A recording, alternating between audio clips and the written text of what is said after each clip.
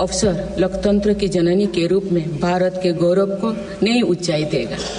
मैं सभी देशवासियों की तरफ से बाबा साहेब आम्बेडकर समेत सभी संविधान निर्माताओं को नमन करती हूँ। माननीय सदस्यगण, इस समय देश में महाकुंभ का ऐतिहासिक पर्व भी चल रहा है। महाकुंभ भारत की सांस्कृतिक परंपरा का, भारत की सामाजिक चेतना का पर्व है। देश और दुनिया से आए करोड़ों श्रद्धालु प्रयागराज में पूर्ण स्नान कर चुके हैं। मैं मनो अमावस्या के दिन हुई हादसे पर अपना दुख व्यक्त करती हूँ। घायलों के शीघ्र स्वस्थ होने की कामना करती हूँ। कुछ दिन पहले ही हमने देश के पूर्व प्रधानमंत्री डॉक्टर मनमोहन सिंह जी को खोए हैं। मनमोहन सिंह जी ने 10 वर्ष तक प्रधानमंत्री के रूप में देश की सेवा की। वे लंबे समय तक संसद के सदस्य भी रहे। मैं मनमोहन सिंह जी को भावभीनी श्रद्धांजलि अर्पित करती हूँ। माननीय सदस्यगण, भारत की विकास यात्रा की इस अमृतकाल को आज मेरी सरकार अभूतपूर्व उपलब्धियों के माध्यम से नई ऊर्जा दे रही है। तीसरे कार्यकाल में 3 गुना तेज गति से काम हो रहा है। आज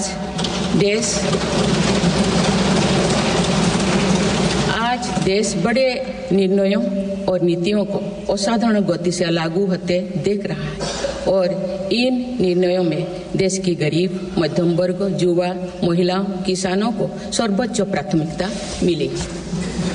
मेरी सरकार ने तीसरे कार्यकाल में सभी के लिए आवास के उद्देश्य की पूर्ति के लिए ठोस कदम उठाए हैं। प्रधानमंत्री आवास योजना का विस्तार करते हुए 3 करोड़ अतिरिक्त परिवारों को नए घर देने का निर्णय लिया गया है। इसके लिए 5,36,000 करोड़ रुपया खर्च किए जाने की योजना है। मेरी सरकार गांव में गरीबों की उनकी आवासीय भूमि का हक देने और वित्तीय समावेशन के लिए प्रतिबद्ध है। इस दिशा में स्वामित्व योजना के अंतर्गत अब तक 2 करोड़ 25 लाख स्वामित्व कार्ड जारी किए गए हैं। इनमें से करीब 70 लाख स्वामित्व कार्ड पिछले 6 महीने से जारी किए। पीएम किसान सम्मान निधि के तहत करोड़ों किसानों को पिछले महीने में 41,000 करोड़ रुपया की राशि का भुगतान हुआ है। जनजातीय समाज के 5 करोड़ लोगों के लिए धरती व जनजातीय ग्राम उत्कर्ष अभियान प्रारंभ हुआ है। इसके लिए 80,000 करोड़ रुपए का प्रावधान किया गया है। आयुष्मान भारत योजना के अंतर्गत 70 वर्षों और उससे अधिक उम्र के 6 करोड़ वरिष्ठ नागरिकों को स्वास्थ्य बीमा देने का फैसला हुआ है। इन्हें हर वर्ष 5 लाख रुपए का हेल्थ कवर मिलेगा। छोटे उद्यमियों के लिए मुद्रा ऋण की सीमा 10 लाख रुपए से बढ़कर 20 लाख रुपया कर दी गई है। मेरी सरकार ने युवाओं की शिक्षा और उनके लिए रोजगार के नए अवसर तैयार करने पर विशेष फोकस किया है। मेधावी छात्रों को उच्च शिक्षा में वित्तीय सहायता देने के लिए पीएम विद्यालक्ष्मी योजना शुरू की गई है। 1 करोड़ युवाओं को शीर्ष 500 कंपनियों में इंटर्नशिप के अवसर भी दिए जाएंगे। पेपर लीक की घटनाओं को रोकने और भर्ती में पारदर्शिता सुनिश्चित करने के लिए नया कानून लागू किया गया है। सहकार से समृद्धि की भावना पर चलते हुए सरकार ने त्रिभुवन सहकारी यूनिवर्सिटी की स्थापना को प्रस्ताव स्वीकृत किया है। सरकार ने प्रधानमंत्री ग्राम सड़क योजना के 4थे चरण में 25,000 बस्तियों को जोड़ने के लिए 70,000 करोड़ रुपया स्वीकृत किए हैं। आज जब हमारा देश अटल जी की जन्म शताब्दी का वर्ष मना रहा है, तो प्रधानमंत्री ग्राम सड़क योजना उनके विजन का पर्याय बनी हुई है। देश में अब 71,000 वंदे भारत, अमृत भारत और नमो भारत ट्रेन चल रही है, जिनमें पिछले 6 माह में ही 17 नए वंदे भारत और 1 नमो भारत ट्रेन को जोड़ा गया है। वन नेशन वन इलेक्शन और वक्फ अधिनियम संशोधन जैसे कई महत्वपूर्ण विषय पर भी सरकार ने तेज गति से कदम आगे बढ़ाए हैं। माननीय सदस्यगण, मेरी सरकार के एक दशक के कार्यकाल ने विकसित भारत की यात्रा को नई ऊर्जा दी है। विकसित भारत के विजन में जन भागीदारी का सामूहिक सामर्थ्य है, देश की आर्थिक उन्नति का रोड मैप है, डिजिटल क्रांति के रूप में टेक्नोलॉजी की ताकत है और आधुनिक इंफ्रास्ट्रक्चर आधार भी है। मेरी सरकार के प्रयास के बल पर भारत दुनिया की तीसरी सबसे बड़ी अर्थव्यवस्था बनने जा रही है। विकसित भारत की उड़ान को हमारे संविधान के आदर्शों का सतत मार्गदर्शन मिलता रहे, इसके लिए सरकार ने सेवा, सुशासन, समृद्धि और स्वाभिमान इन प्रमुख सिद्धांतों को गवर्नेंस के केंद्र में रखा है। सरकार रिफॉर्म, परफॉर्म और ट्रांसफॉर्म के अपने संकल्पों को तेज गति से आगे बढ़ा रही है। मेरी सरकार का मंत्र है सबका साथ, सबका विकास, सबका विश्वास और सबका प्रयास, और इस मंत्रों का एक ही लक्ष्य है, विकसित भारत का निर्माण। माननीय सदस्यगण, जब देश के विकास का लाभ अंतिम पायदान पर खड़े व्यक्ति को भी मिलने लगता है तो भी विकास सार्थक होता है। मेरी अंत्योदय की वह भावना है जिसके प्रति मेरी सरकार संकल्पित रही है। गरीब को गरिमापूर्ण जीवन मिलने से उसमें जो सशक्तिकरण का भाव पैदा होता है और गरीबी से लड़ने में उसकी मदद करता है। स्वच्छ भारत अभियान के तहत बने 12 करोड़ शौचालय, प्रधानमंत्री उज्ज्वला योजना के तहत निःशुल्क दिए गए 10 करोड़ गैस कनेक्शन, 80 करोड़ जरूरतमंदों का राशन, सौभाग्य योजना, जल जीवन मिशन जैसे अनेक योजनाओं में गरीब को ये भरोसा दिया गया है कि वे सम्मान के साथ जी सकते हैं। ऐसे ही प्रयासों की वजह से देश के 25 करोड़ लोग गरीबों को परास्त करके आज अपने जीवन में आगे बढ़ रहे हैं।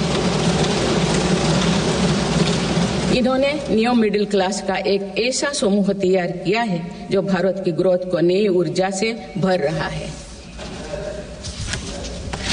माननीय सदस्यगण, भारत जैसे देश की आर्थिक उन्नति मध्यम वर्ग मिडिल क्लास की आकांक्षाओं और उनकी पूर्ति से परिभाषित होती है।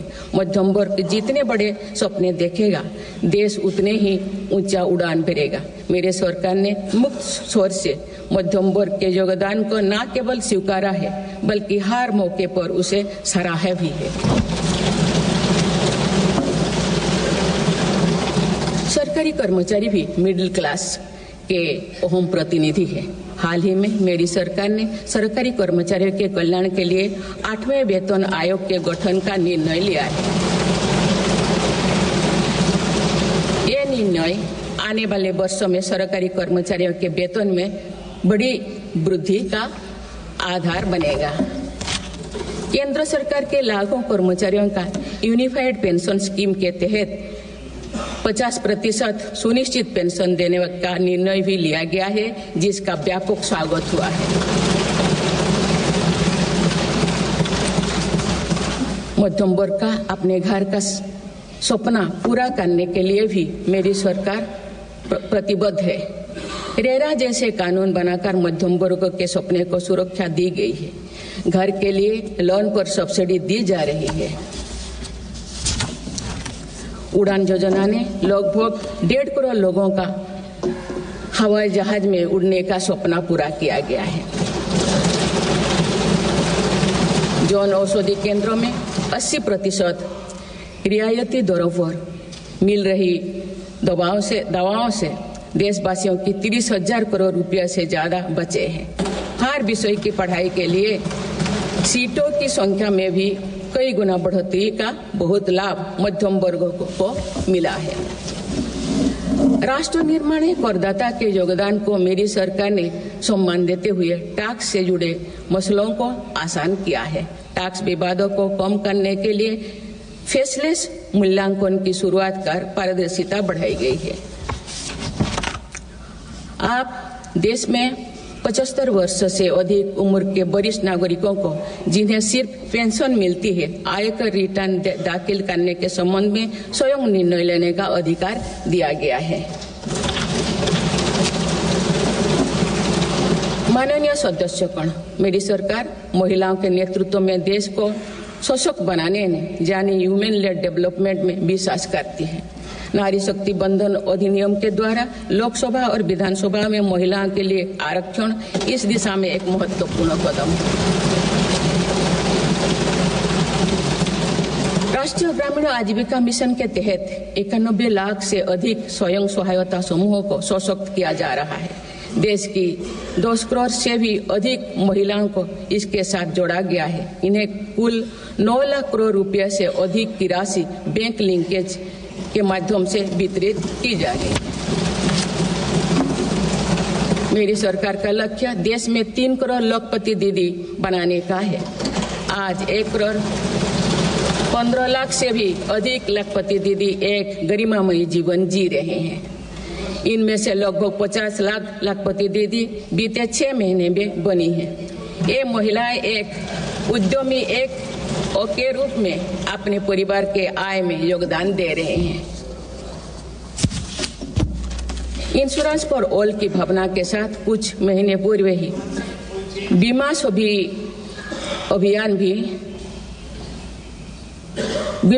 अभियान भी शुरू किया गया है। हमारे बैंकिंग और डिजी पेमेंट्स सखियां दूर दराज के इलाकों में लोगों को वित्तीय व्यवस्था से जुड़ने में महत्वपूर्ण भूमिका निभा रहे हैं। कृषि सखियां नेचुरल फार्मिंग के बढ़ावा दे रही हैं और पशु सखियां के माध्यम से हमारा पशुधन मजबूत हो रहे हैं। ड्रोन दीदी योजना महिलाओं के आर्थिक और तकनीकी सशक्तिकरण का माध्यम बने हैं। ये इस संसद के लिए गौरव का विषय है कि बड़ी संख्या में भारत की बेटियां लड़ाकू विमान उड़ा रही हैं, पुलिस में भर्ती हो रही हैं और कॉरपोरेट कंपनियों का नेतृत्व भी कर रहे हैं। मेरी सरकार के निर्णय के बाद बालिकाओं की भर्ती राष्ट्रीय मिलिट्री स्कूलों में प्रारंभ हो गई है। नेशनल डिफेंस एकेडमी में भी महिला कैडेट्स को भर्ती शुरू की गई है। हमारी बेटियां आज ओलंपिक में मेडल लाकर देश को भी गौरवान्वित कर रही हैं। मैं भारत की संसद के माध्यम से देश की नारी शक्ति को विशेष बधाई देती हूँ। माननीय सदस्यगण, पिछले 1 दशक में देश के हर बड़े प्रयास का दायित्व आगे बढ़कर भारत के युवाओं को उठाना पड़ा है। आज हमारा युवा स्टार्टअप स्पोर्ट्स से लेकर स्पेस तक हर फील्ड में देश का नाम रोशन कर रहे हैं। माय भारत पोर्टल के जरिए लाखों युवा राष्ट्र निर्माण के कार्य से जुड़ रहे हैं। पिछले 1 दशक में मेक इन इंडिया, आत्मनिर्भर Bharat, startup India, stand up India और डिजिटल इंडिया जैसी पहल ने युवाओं को रोजगार के अनेक अवसर प्रदान किए हैं। पिछले 2 वर्षों में सरकार ने रिकॉर्ड संख्या में 10 लाख स्थायी सरकारी नौकरियां प्रदान की गई। मेरी सरकार ने युवाओं के बेहतर कौशल और नए अवसरों के सृजन के लिए 2 लाख करोड़ रुपया का पैकेज स्वीकृत किया है। 1 करोड़ युवाओं के लिए इंटर्नशिप की व्यवस्था से युवाओं को ग्राउंड पर काम करने का अनुभव प्राप्त होगा। आज देश में 1.5 लाख से अधिक स्टार्टअप है जो इनोवेशन के स्तंभ के रूप में उभर रहे हैं। 1000 करोड़ रुपया की लागत से स्पेस सेक्टर में वेंचर कैपिटल फंड की शुरुआत की गई है। US world future skill index 2025 में भारत विश्व में दूसरे नंबर पर पहुंच गया है। यानी फ्यूचर ऑफ वर्क श्रेणी में एआई और डिजिटल टेक्नोलॉजी अपनाने में भारत दुनिया को रास्ता दिखा रहा है। ग्लोबल इनोवेशन इंडेक्स में भी भारत की रैंकिंग 76 से सुधरकर 39 हो गए हैं। माननीय सदस्यगण, मेरी सरकार राष्ट्रीय शिक्षा नीति के माध्यम से विद्यार्थियों के लिए आधुनिक शिक्षा व्यवस्था तैयार कर रही है। कोई भी शिक्षा से वंचित ना रहे, इसीलिए मातृभाषा में शिक्षा के अवसर दिए जा रहे हैं।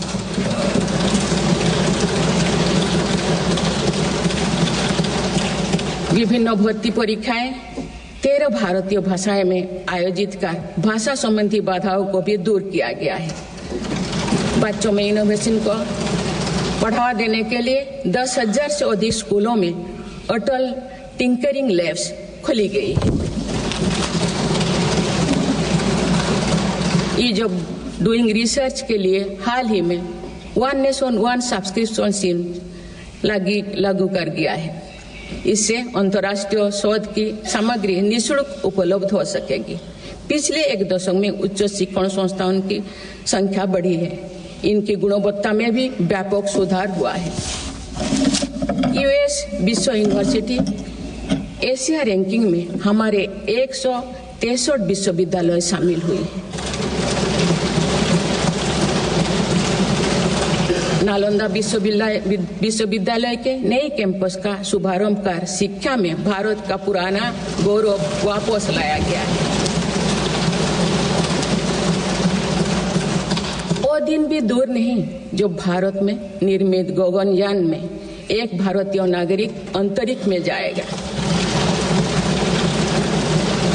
कुछ दिन पहले स्पेस डॉकिंग में सफलता ने भारत के अपने स्पेस स्टेशन का मार्ग और आसान कर दिया गया।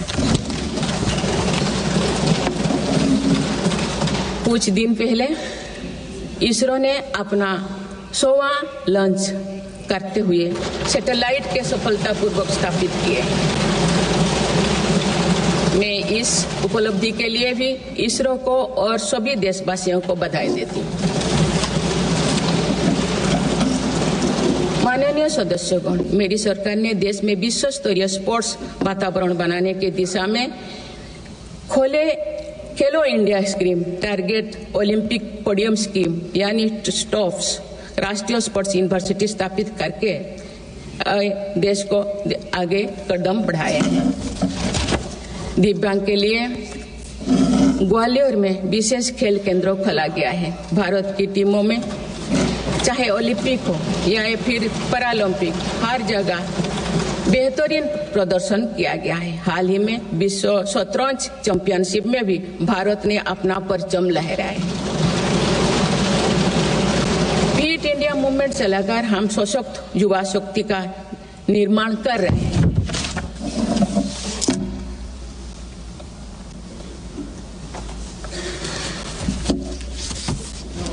माननीय सदस्यगण, विकसित भारत के निर्माण में किसान, जवान और विज्ञान के साथ ही अनुसंधान का बहुत बड़ा महत्व है। हमारा लक्ष्य भारत को ग्लोबल इनोवेशन पावर हाउस बनाना है।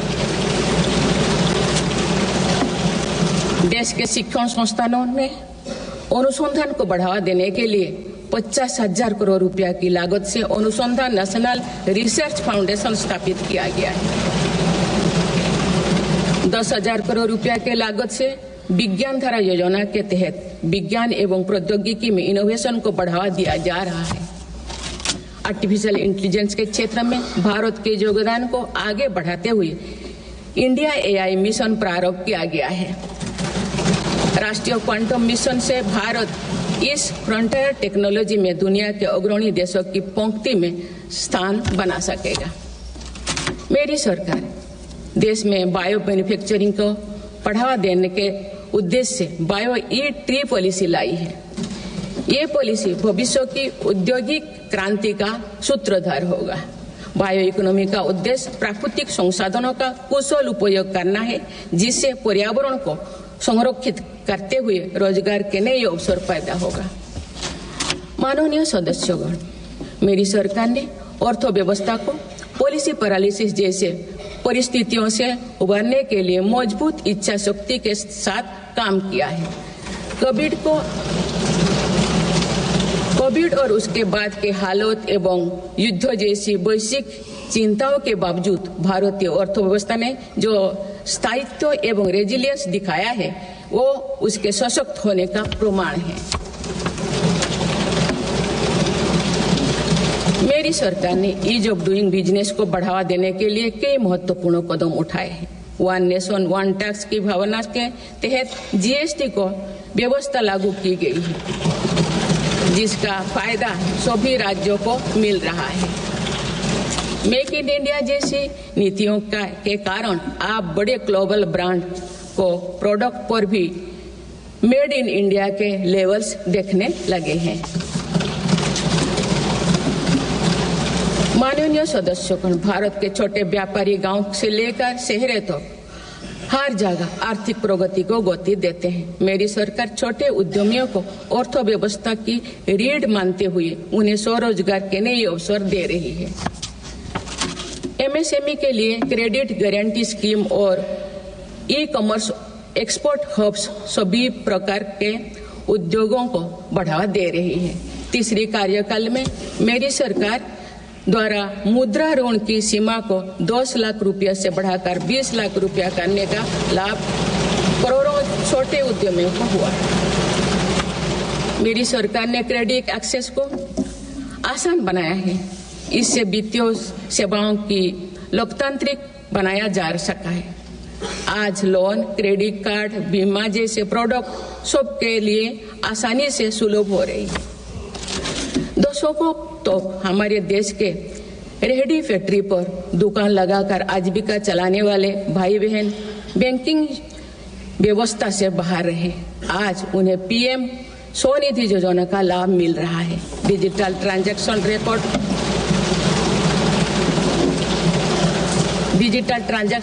रिकॉर्ड के आधार पर उनको बिजनेस बढ़ाने के लिए और लोन मिलता है। ओएनडीसी की व्यवस्था ने डिजिटल कॉमर्स यानी ऑनलाइन शॉपिंग की व्यवस्था को समावेशी बनाया है। आज देश में छोटे बिजनेस को भी आगे बढ़ाने का समान अवसर मिल रहा है।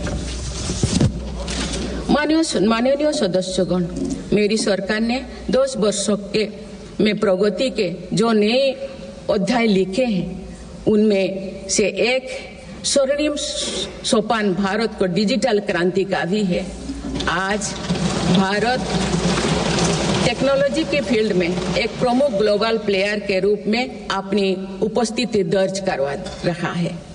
दुनिया के बड़े देशों के साथ ही भारत में 5G सर्विसेज की शुरुआत इसका एक बड़ा उदाहरण है। भारत की यूपीआई टेक्नोलॉजी की सफलता से दुनिया के कई विकसित देश भी प्रभावित हैं। आज 50% से ज्यादा real time digital transaction Bharat में हो रहा है। मेरी सरकार ने डिजिटल टेक्नोलॉजी को सामाजिक न्याय और समानता के एक टूल के तौर पर इस्तेमाल किया है। डिजिटल पेमेंट कुछ लोगों या कुछ वर्गों तक सीमित नहीं है। भारत में छोटे से छोटा दुकानदार भी इस सुविधा का लाभ उठा रहे हैं। गांव में भी बैंकिंग सेवाएं और यूपीआई जैसे वर्ल्ड क्लास टेक्नोलॉजी उपलब्ध है। भारत में पिछले 10 साल में बने 5 लाख से ज्यादा कॉमन सर्विस सेंटर्स सरकार की दर्जनों सुविधाएं ऑनलाइन उपलब्ध कराई जा रही है। मेरी सरकार ने लोगों के जीवन पर सरकार का प्रभाव कम करने के लिए ई गवर्नेंस को महत्व दिया है। डिजी लॉकर्स की व्यवस्था ने लोगों को कभी भी कहीं भी अपने महत्वपूर्ण डॉक्यूमेंट्स पाने और दिखाने की सुविधा दी गई। तेजी से डिजिटाइज होते हमारे समाज में आज राष्ट्रीय सुरक्षा से जुड़ा एक और महत्वपूर्ण विषय साइबर सिक्योरिटी है। डिजिटल फ्रॉड, साइबर क्राइम और डीप फेक जैसे टेक्नोलॉजी सामाजिक, आर्थिक और राष्ट्रीय सुरक्षा के लिए चुनौती भी बनी है। इन साइबर क्राइम को नियंत्रित करने के लिए कई कदम उठाए गए हैं। साइबर सुरक्षा के क्षेत्रों में भी युवाओं के लिए रोजगार की संभावनाएं हैं। मेरी सरकार साइबर सिक्योरिटी में दक्षता सुनिश्चित करने दिशा में निरंतर कार्यरत है। इसके फलस्वरूप भारत ने ग्लोबल साइबर सिक्योरिटी इंडेक्स में Tier 1 स्टेटस प्राप्त कर लिया है।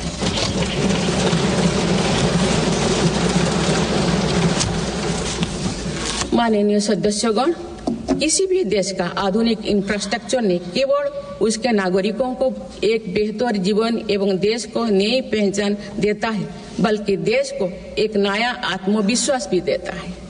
बीते दशक में भारत ने वर्ल्ड क्लास इंफ्रास्ट्रक्चर निर्माण के कई माइलस्टोन तय किए हैं।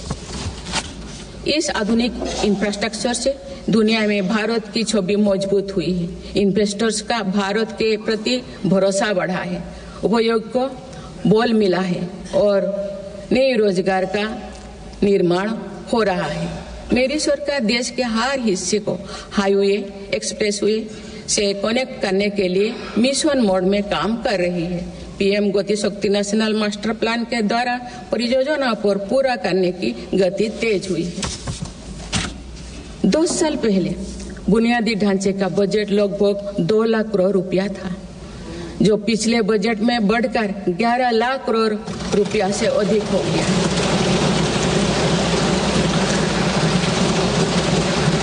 पिछले एक दशक के काम को आगे ले जाते हुए पिछले 6 महीने में मेरी सरकार ने भविष्य के इंफ्रास्ट्रक्चर में रिकॉर्ड निवेश किया है। वाडवोन में भारत के पहले डीप वाटर मेगा पोर्ट की आधारशिला रखी गई है।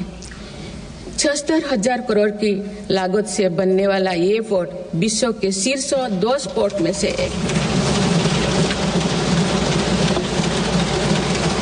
मुझे बताते हुए खुशी हो रही है कि उधमपुर श्रीनगर बारामूला रेल लिंक परियोजना पूरी हो गई है और अब देश कश्मीर से कन्याकुमारी तक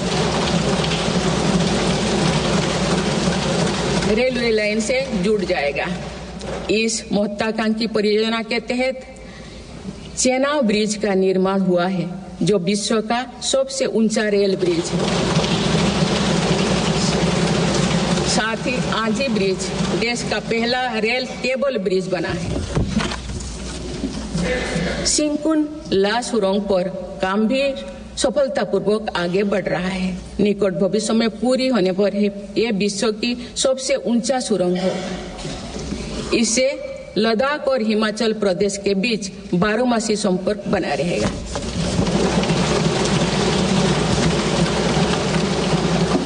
भारत का एविएशन सेक्टर तेजी से विकास कर रहा है। देश की एयरलाइन कंपनियों ने 1700 से अधिक नए विमानों के ऑर्डर दिए हैं। इतनी बड़ी संख्या में आने वाले विमानों के परिचालन के लिए हम एयरपोर्ट्स का विस्तार कर रहे हैं। पिछले एक दशक में देश के एयरपोर्ट्स की संख्या 2 गुनी हो गई।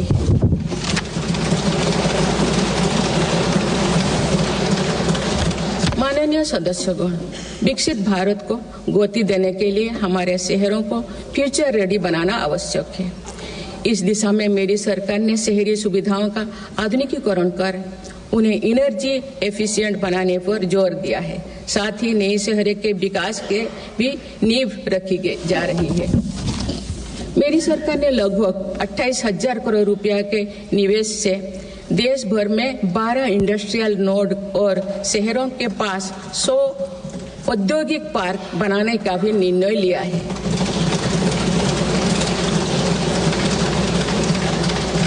शहरी यातायात को सुगम बनाने के कार्य लगातार जारी है। दिल्ली, पुणे, ठाणे और बेंगलुरु में मेट्रो प्रोजेक्ट्स और अहमदाबाद भुज रूट पर शुरू हुई नमो भारत रैपिड रेल सर्विसेज विकसित भारत के शहरों का स्वरूप है।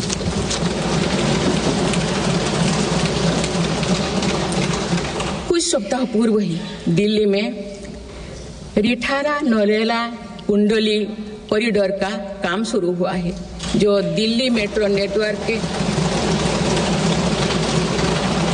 बड़े सेक्शन में से एक होगा। मेरी सरकार के निरंतर प्रयास से दिल्ली में मेट्रो टूर लगातार बढ़ रहा है। 2014 में दिल्ली एनसीआर में मेट्रो का कुल नेटवर्क 200 किलोमीटर से भी कम था। अब ये बढ़कर दुगुना से भी ज्यादा हो गया है।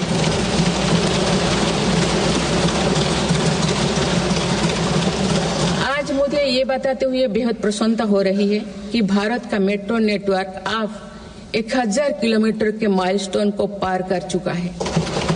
भारत अब मेट्रो नेटवर्क के मामले में दुनिया का तीसरा सबसे बड़ा देश बन गया है। लगभग 8,000 करोड़ रुपया के खर्च से देश में 52,000 इलेक्ट्रिक बस चलाने का भी निर्णय हुआ है। इससे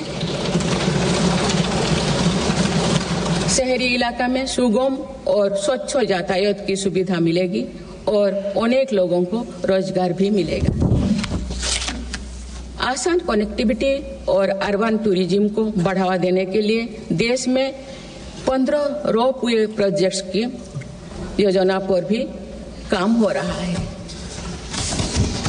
माननीय सदस्यगण, मेरी सरकार बहुआयामी एवं समरस सर्वस्पर्शी विकास की नीतियों पर काम करती आई है। इसीलिए मेरी सरकार ने जितना बल फिजिकल इंफ्रास्ट्रक्चर पर दिया है, उतने ही सौगन प्रयास सोशल इंफ्रास्ट्रक्चर क्रांति के लिए भी किए हैं। समाज के हर वर्ग तक सस्ती, सुलभ और गुणवत्तापूर्ण स्वास्थ्य सेवाएं पहुंचे, ये मेरी सरकार की प्राथमिकता है। अस्पताल, इलाज और सेवा की व्यवस्था के कारण एक सामान्य परिवार में स्वास्थ्य पर होने वाला खर्च निरंतर कम हो रहा है। देश में नागरिकों तक बेहतर स्वास्थ्य सेवाएं पहुंचाने के लिए 1,75,000 आयुष्मान आरोग्य मंदिर बने हैं।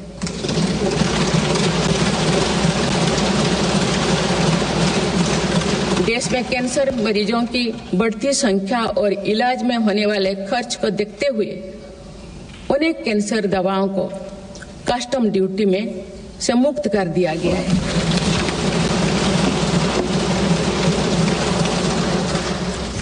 सर्वाइकल कैंसर के लिए अब तक लगभग 9 करोड़ महिलाओं की स्क्रीनिंग की जा चुकी है।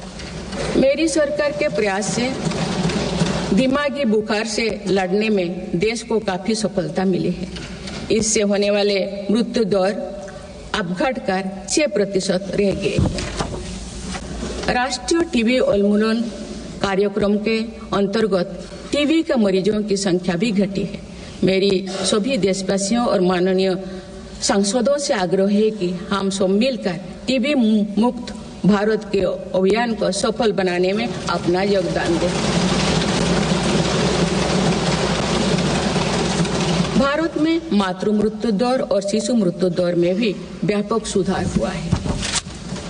गर्भवती महिलाओं और बच्चों के टीकाकरण कार्यक्रम की सही ट्रैकिंग रखने के लिए यूइन पोर्टल लॉन्च किया गया है। इस पोर्टल पर अब तक लगभग 30 करोड़ वैक्सीन खुराक दर्ज हो चुका है। टेलीमेडिसिन के माध्यम से 30 करोड़ से अधिक ई टेली कंसल्टेशन से नागरिकों को स्वास्थ्य लाभ मिला है। सरकार अगले 5 सालों में देश के मेडिकल कॉलेजों में 75,000 नई सीटों के सृजन के लिए भी काम कर रही है। सरकार हेल्थ इंफ्रास्ट्रक्चर और मेडिकल इक्विपमेंट मैन्युफैक्चरिंग को बढ़ावा दे रही है। देश में नई बल्क ड्रग और मेडिकल डिवाइसेस के पार्क भी बनाया जा रहा है। हमने रोजगार के अनेक नए अवसर उपलब्ध हो रहा है। माननीय सदस्यगण, भारत में आधुनिक और आत्मनिर्भर कृषि व्यवस्था हमारा लक्ष्य है। मेरी सरकार किसानों को फसलों का उचित दाम दिलाने और उनकी आय बढ़ाने के लिए समर्पित भाव से काम कर रही है।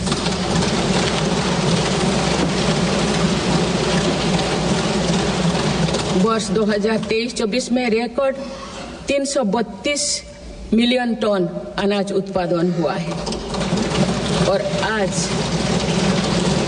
आज भारत विश्व का सबसे बड़ा दूध, दाल और मसालों का उत्पादक है। सरकार ने खरीफ और रबी फसलों के एमएसपी में निरंतर बढ़ोतरी की है। पिछले 10 दशक में धान, गेहूं, दलहन, तिलहन और मोटे अनाज की खरीद पर 3 गुना ज्यादा राशि खर्च की गई है।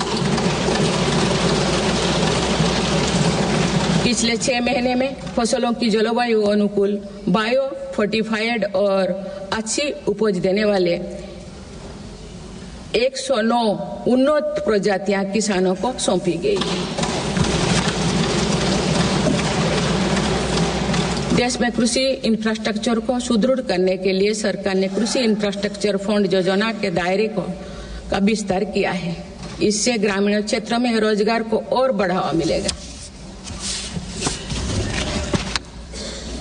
देश में तिलहन उत्पादन को बढ़ावा देने और खाद्य तेलों में आत्मनिर्भरता प्राप्त करने के उद्देश्य से national mission on oil seeds को स्वीकृति दी गई है। प्राकृतिक खेती को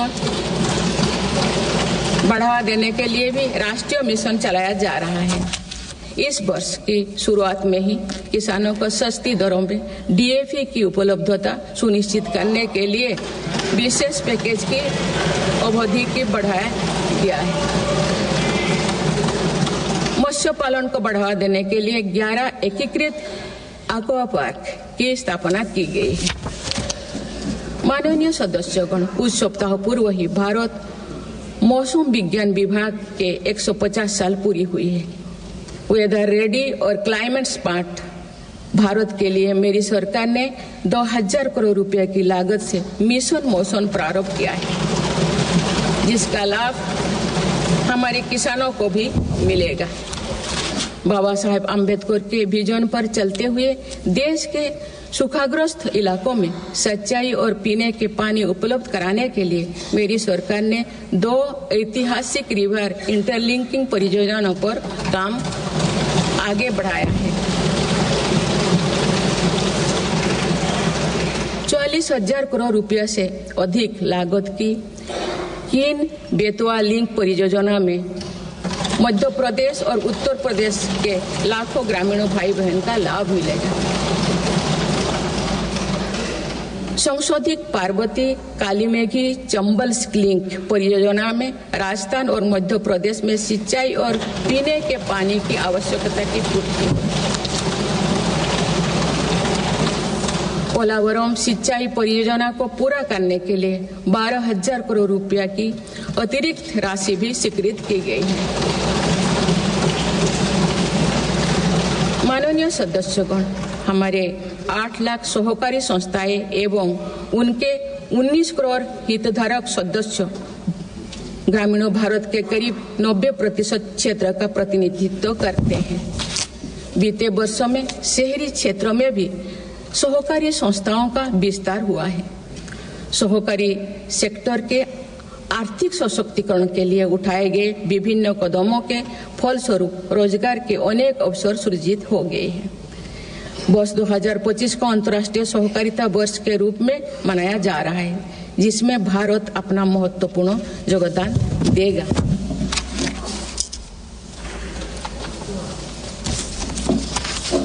माननीय सदस्यगण, हम जब राष्ट्र के विकास और उपलब्धियों की चर्चा करते हैं तो वास्तव में हम राष्ट्र के नागरिकों की क्षमता एवं उपलब्धियों का ही उल्लेख कर रहे होते हैं।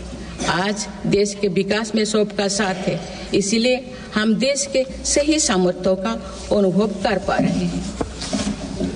मेरी सरकार के प्रयासों का सबसे अधिक लाभ देश के दलित, वंचित और आदिवासी समाज को मिल रहा है।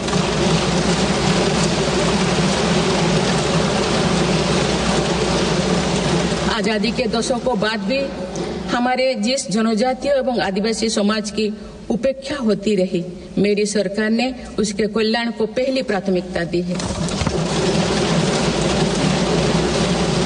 धरती आबा जनजातीय ग्राम उत्कर्ष अभियान और पीएम जनमन योजना इसका प्रत्यक्ष उदाहरण है। देश भर में स्थापित 470 से अधिक एकलव्य मॉडल आवासीय विद्यालय के माध्यम से लगभग 1.25 लाख आदिवासी बच्चों को स्कूली शिक्षा दी जा रही है। पिछले 10 वर्ष में आदिवासी बहुल इलाकों में 30 नए मेडिकल कॉलेज खोले गए हैं। विशेष राष्ट्रीय मिशन चलाकर आदिवासी समुदाय की सिकल सेल से जुड़े स्वास्थ्य सेवाओं पर भी ध्यान दिया जा रहा है। इस मिशन के अंतर्गत लगभग 5 करोड़ व्यक्तियों की स्क्रीनिंग की जा चुकी है। जनजातीय विरासत को सहेजने के लिए लिए भी मेरी सरकार ने अनेक कदम उठाए हैं। इस वर्ष भगवान बिरसा मुंडा की 150वीं जयंती का पर्व पूरे देश में जनजातीय गौरव वर्ष के रूप में मनाया जा रहा है।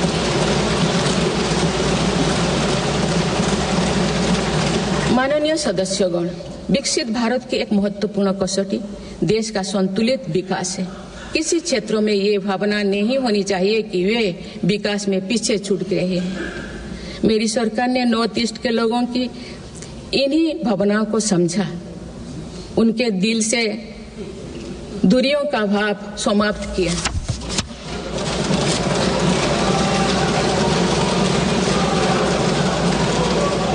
से अधिक शांति समझौते को कर सरकार ने अनेक गुटों को शांति के मार्ग से जोड़ने का काम किया है। पूरा देश नॉर्थ ईस्ट के 8 राज्यों की संभावनाओं को देख सके, इस दिशा में पहले अष्टलक्ष्मी महोत्सव का आयोजन किया गया है।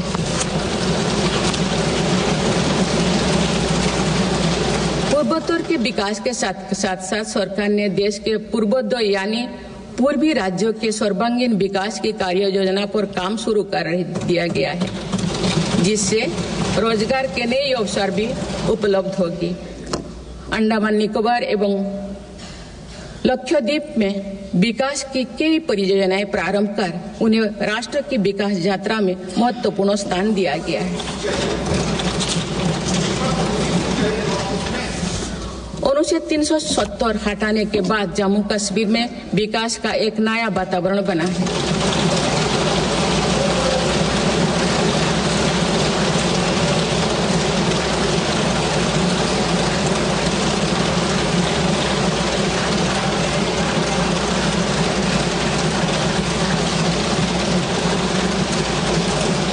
जम्मू कश्मीर में लोकसभा चुनाव एवं विधानसभा चुनाव अत्यंत शांतिपूर्ण माहौल में संपन्न हुए। जम्मू कश्मीर के लोग इसके लिए बधाई के पात्र हैं।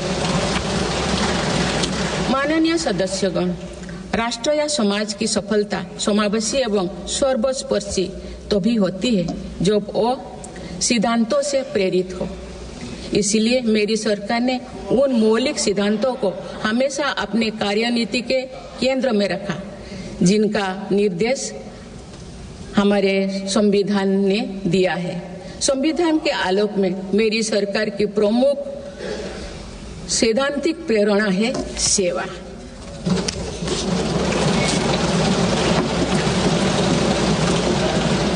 मेरी सरकार मानती है कि 140 करोड़ देशवासियों की सेवा ही सरकार का प्रमुख कर्तव्य है। इस दिशा में सरकार पूरी संवेदनशीलता से काम कर रही है। समाज के पिछड़े वर्ग और सफाई कर्मचारियों को आसान लोन मुहैया कराने के लिए पीएम सूरज योजना का विस्तार किया गया है। सरकारी योजनाओं का लाभ दिव्यांगजनों तक पहुंचाने के लिए 1 करोड़ से अधिक दिव्यांग पहचान पत्र जारी किए गए हैं। स्वच्छता सैनिकों के लिए चलाई जा रही नमस्ते योजना का विस्तार कर अब स्वच्छता का बीड़ा उठाने वाले भाई बहनों को भी इसमें शामिल किया गया है। विकसित भारत की यात्रा में कोई भी छूटने ना पाए, इस ध्येय के अनुरूप मेरी सरकार सैचुरेशन अप्रोच के साथ काम कर रही है। माननीय सदस्यगण, बीता दशक भारत की सांस्कृतिक चेतना के पुनः जागरण का दशक रहा है।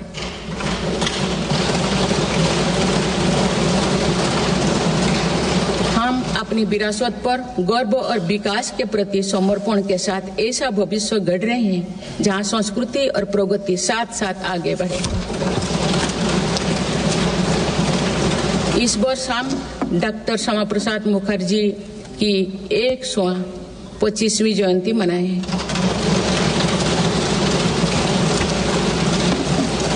उन्होंने कहा था कि सच्चा राष्ट्रवाद केवल भारत की भौतिक एकता नहीं, बल्कि उनकी सांस्कृतिक एकता को मजबूत करने में है। इसी कड़ी में भगवान महावीर का 2500 50वें निर्माण महोत्सव श्रद्धापूर्वक मनाया गया है। देश ने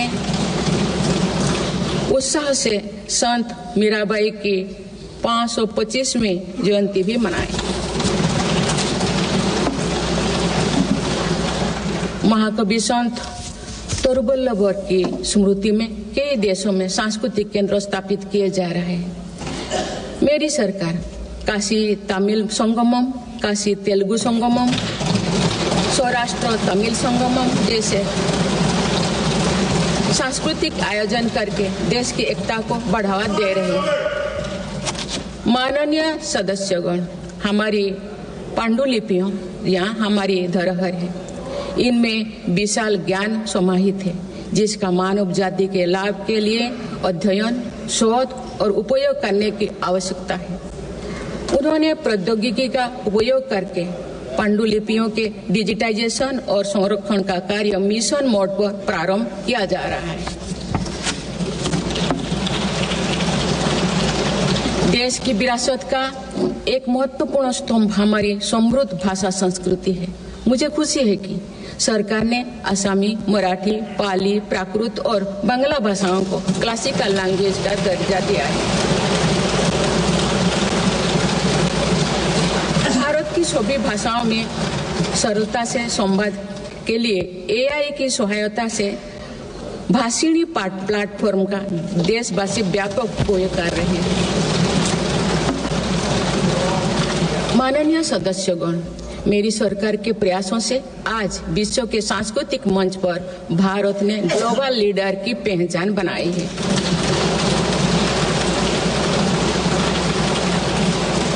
सभी एशियाई बौद्ध देशों को आपस में जोड़ने के लिए मेरी सरकार ने पहली एशियाई बुद्धिस्ट कॉन्फ्रेंस का आयोजन किया।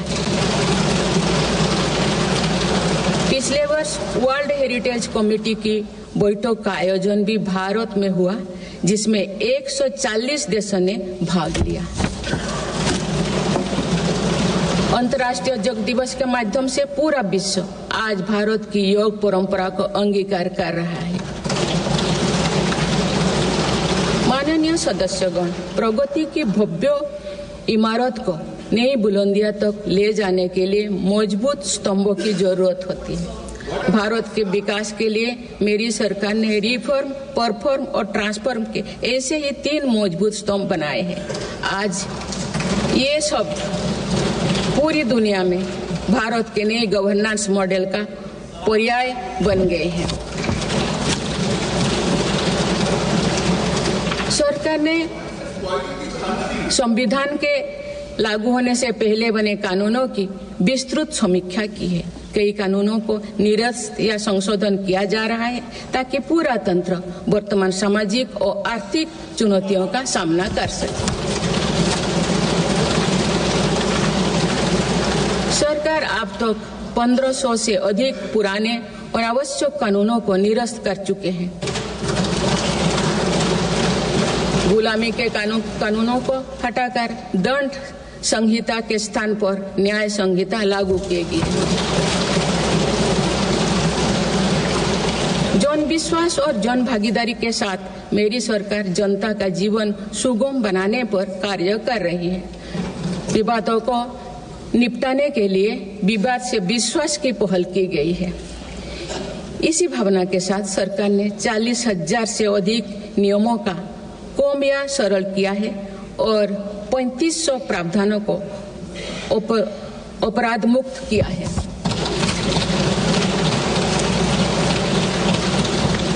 मेरी सरकार ने देश के अत्यंत पिछड़े इलाकों में आकांक्षी जिला कार्यक्रम प्रारंभ कर सुशासन का एक अनूठा प्रयोग किया है। इस कार्यक्रम से इन जिलों में स्वास्थ्य, पोषण, कृषि, सामाजिक विकास और शिक्षा जैसे विभिन्न मापदंडों में उल्लेखनीय प्रगति हुई। UNDP की एक रिपोर्ट में इस पहल की बहुत सराहना की गई है। इस सफलता से प्रेरित होकर अब देश के 500 आकांक्षा ब्लॉक में भी समग्र विकास हेतु अभियान प्रारंभ किया गया है। सुशासन पर ध्यान केंद्रित करते हुए I got Karmayogi digital platform बनाया गया है, जिससे सरकारी कर्मियों को अपनी दक्षता बढ़ाकर कर्मयोगी बनाने का प्रोत्साहन मिल रहा है। इस प्लेटफॉर्म पर 1700 पाठ्यक्रमों उपलब्ध है और अब तो 2 करोड़ से अधिक प्रशिक्षण पूर्ण किए गए हैं। माननीय सदस्यगण, इस वर्ष देश सरदार वल्लभ भाई पटेल की 150वीं जयंती मना रहे हैं। उनकी प्रेरणा से मेरी सरकार राष्ट्र प्रथम की भावना को लेकर आगे बढ़ रही है। देश की सीमाओं की रक्षा और आंतरिक सुरक्षा सुनिश्चित करने के लिए सरकार ने ऐतिहासिक कार्य किए हैं। विशेषकर रक्षा क्षेत्र में आत्मनिर्भरता में हमें बहुत उत्साहजनक परिणाम मिले हैं। हम मेक इन इंडिया से मेक फॉर द वर्ल्ड की ओर बढ़े हैं। इससे देश में रोजगार के नए अवसर भी बन रहे हैं। कुछ दिन पहले एक ऐतिहासिक पल में देश में बने 2 युद्धपोतों और 1 पनडुब्बी को भारतीय नौसेना में कमीशन किया गया है। देश में डिफेंस इंडस्ट्रियल कॉरिडोर की स्थापना और डिफेंस स्टार्टअप्स को प्रोत्साहन देकर हम आत्मनिर्भरता का और स्वरोजगार को मजबूती दे रहे हैं। सीमाओं की रक्षा के साथ साथ देश के सीमावर्ती क्षेत्र का विकास भी हमारी रणनीति का अहम हिस्सा है। सीमा क्षेत्र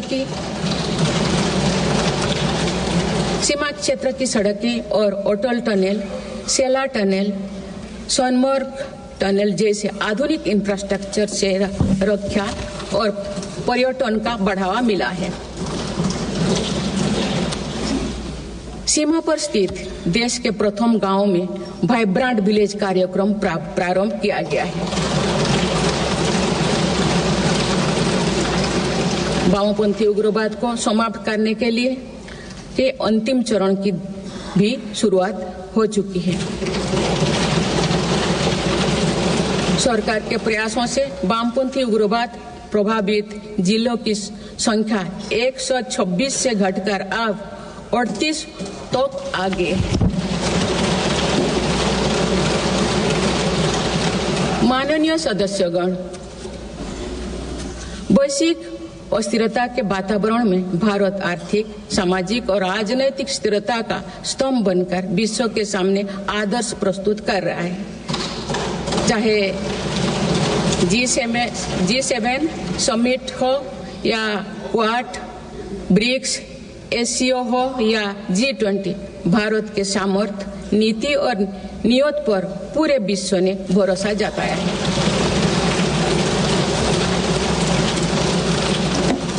आज बड़े से बड़े वैश्विक मंच पर भी भारत अपने हितों को मजबूत के साथ आगे रखता है। G20 का सफल आयोजन और दिल्ली डिक्लेरेशन इसका उदाहरण है। तीसरी global south summit, Bharat Asian summit और भारत करिकम समिट में हमने ग्लोबल साउथ से जुड़े विषयों को अभिव्यक्ति दी। हमने समिट ऑफ द फ्यूचर में भारत का विजन ऑफ फ्यूचर रखा है। इसी माह में मेरी सरकार द्वारा भुवनेश्वर में प्रवासी भारतीय दिवस का आयोजन किया गया। प्रवासी भाई बहनों के सुविधा सहूलियत हमारी प्राथमिकता है। इसीलिए 6 नए दूतावास और 4 नए वाणिज्यिक दूतावास खोलने का निर्णय लिया गया है। विश्व बंधु की छवि मजबूत करते हुए विश्व में कोई आपदाग्रस्त इलाकों में भारत ने तुरंत सहायता भरा हाथ बढ़ाया। भारत के नए देशों के साथ अपना डिजिटल पब्लिक इंफ्रास्ट्रक्चर साझा किया है और जन औषधि केंद्र स्थापित कर दिए। माननीय सदस्यगण, मेरी सरकार वर्तमान के साथ ही आगे वाली पीढ़ियों को ध्यान में रखते हुए भी निर्णय ले रही है। हम देश को ग्रीन फ्यूचर, ग्रीन जॉब्स की तरफ ले जा रहे हैं। 2030 तक 500 gigawatt non fossil fuel energy क्षमता के लक्ष्यों को प्राप्त करने की दिशा में बीते 6 महीने में कई बड़े फैसले लिए गए हैं। पीएम सूर्यघर मुफ्त बिजली योजना के अंतर्गत 75,000 करोड़ रुपया की लागत से रूफटॉप सोलर सिस्टम स्थापित किए जा रहे हैं। अभी तक 7.5 लाख घरों में रूफटॉप सोलर की स्थापना की जा चुकी है। इससे रोजगार के अवसर भी बढ़ी है। राष्ट्रीय ग्रीन हाइड्रोजन मिशन के तहत 8 लाख करोड़ रुपए का निवेश और 6 लाख से अधिक रोजगार का सृजन होगा। हम परमाणु ऊर्जा का विस्तार करने पर भी तेजी से काम कर रहे हैं। मेरी सरकार वाहन स्क्रैपिंग पॉलिसी लाई है ताकि पुराने वाहनों का वैज्ञानिक तकनीकी से निपटारा हो और इससे भी रोजगार के नए अवसर सृजित हो। इसी क्रम में विश्व पर्यावरण दिवस 2024 पर एक पेड़ मां के नाम अभियान प्रारंभ किया गया।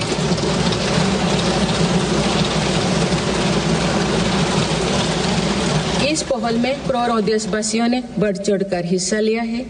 इस अभियान की पूरी विश्व में सराहना की गई है। माननीय सदस्यगण, हमारे भारत 140 करोड़ आबादी वाला देश है।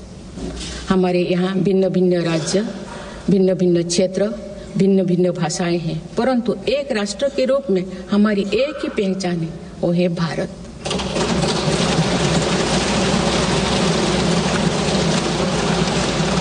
हमारा एक ही संकल्प है, एक ही लक्ष्य है, विकसित भारत।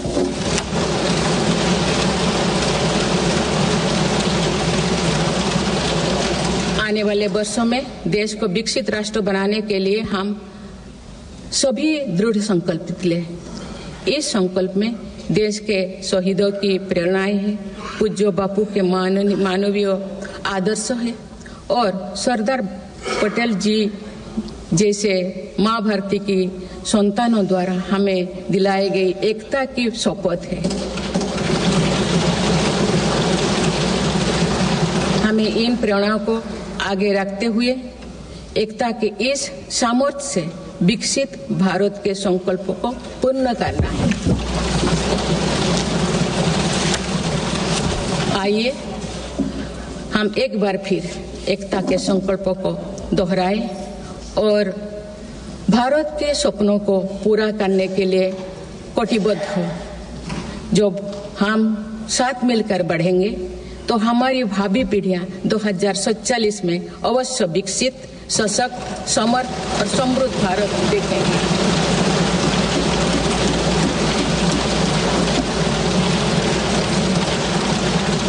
आप सभी को बहुत बहुत शुभकामनाएं। धन्यवाद। जय हिंद, जय भारत।